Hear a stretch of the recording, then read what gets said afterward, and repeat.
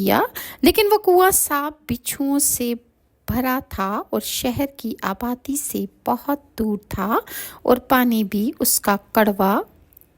बहुत ज़्यादा तल्ख था। मगर हज़रत यूसुफ़ अलैहिस्सलाम के गिरने से उस कुएं का पानी मीठा हो गया, और सौदागरों के सरदार का नाम मालिक ज़ग़र था, और बशीरा नाम का एक गुलाम उसके साथ था।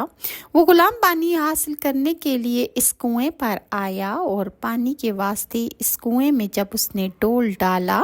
तब हज़रत जिब्राइल अलैहिस्सलाम ने खुदा के हुक्म से आकर यूसुफ़ अलैहिस्सलाम से कहा कि आप इस डोल में बैठ जाइए। जब इस गुलाम ने डोल खींच कर उठाया तो क्या दिखता है कि एक निहायत हसीन खूबसूरत लड़का डोल में बैठा हुआ है। गुलाम ये देखकर हैरान हो गया, और वो कहने लगा, हमने तो ऐसा